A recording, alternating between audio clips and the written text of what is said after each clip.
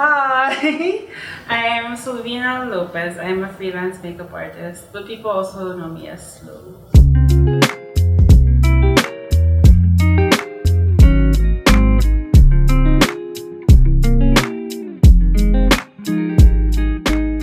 I've always been into makeup, like since I was a kid. My favorite parts of movies were the montages where people get ready with makeup. I was wearing makeup quite often on campus, and it wasn't a thing back then. But people kind of noticed, oh, you do your own makeup. Can you do makeup for this and that? And then eventually we kept the ball rolling. And at that point, I was doing shoots that were like events, like debuts and small weddings. But I kind of knew that that wasn't just what I wanted to do. I had a lot of like crazy ideas in my head of like different makeups I wanted to explore. And then whenever I would bring up my concept with photographers, they'd be like, parang it sounds kind of weird. So eventually I was just shooting myself with the ideas I had. That's how I started, and then refer. What's interesting is that actually in my family, we have a history where people are artists and professionals at the same time. But I knew I didn't want to be a professional. I was doing like a lot of just fun shoots with my friends back when it wasn't a thing to do, and then I would like sneakily like omit like what I was doing for my parents. I'd be like, oh, I'm gonna go to school, but really I was gonna go to Bataan for a shoot. I kept it hidden until I got to the point where I was like confident about where I was, and I felt like I could stand on my own 2 feet and defend that this is what I really wanted to do. I actually almost finished my master's, but I didn't finish my thesis because at that point I was like, I need to make my own money. In a way, I had to kind of fight for it, but I'm happy I did. Nothing was spoon-fed to me, like career-wise. I didn't go to school. I built my own kit and stuff. Like I had a day job, so it was hard work, but it was worth it for sure. I used to actually do paintings, drawings, but I could never figure out what to paint and draw until I started doing it on skin. I think the overarching theme of my makeup is just I like to explore beauty standards in the sense that I don't think everything that's beautiful has to be pretty.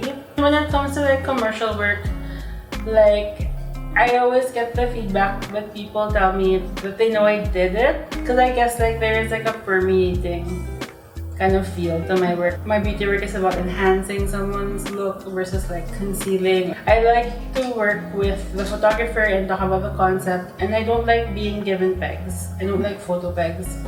I talk about the concept and I interpret it through my lens.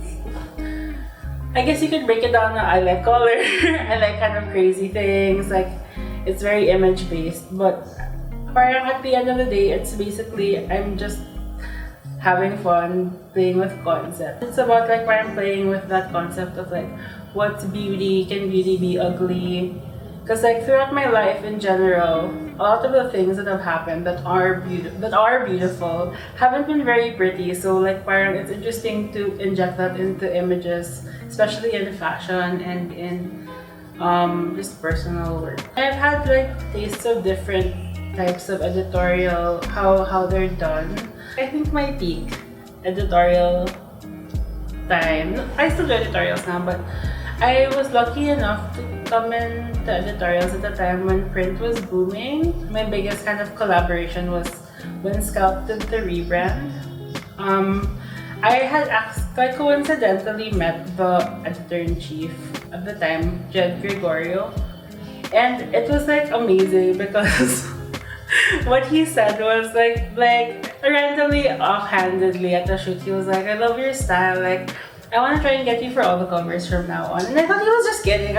Little did I know, he really meant it. Editors from other magazines started to take notice of my work also. And it was there that I got like the chance to really feel trust from an editor.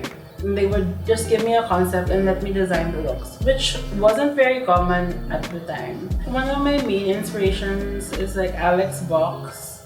Just because like I almost like sometimes you can't even call what she does makeup because she takes like things in real life and applies it to a person's face.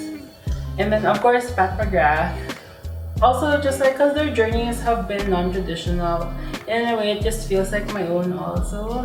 But yeah, like also traditional art. Like I grew up in a family, my dad's like really into like art and music. So just being surrounded by like those influences and things, like really, like once you surround yourself with it, you don't even need to name like the individual instrument. Like I can see a color palette in nature and I'll be like, oh my gosh, that would be an amazing eye. That'd be an amazing face. So stuff like that. I can't give like concrete steps on how to become a makeup artist, but I think that's the advice. Like makeup is a career where you find your own path. So don't be discouraged that someone else's journey isn't your journey. I would say develop your style more than product. Because I feel like makeup is so product driven. It's always about the latest release and it's always about like the trendiest item.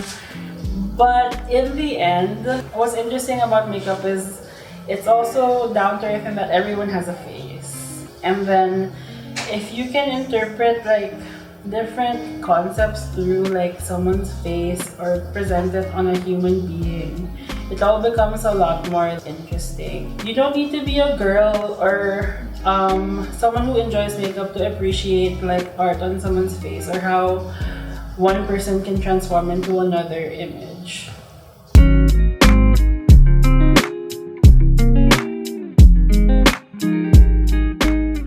Hi, my name's Flo. I'm a freelance makeup artist.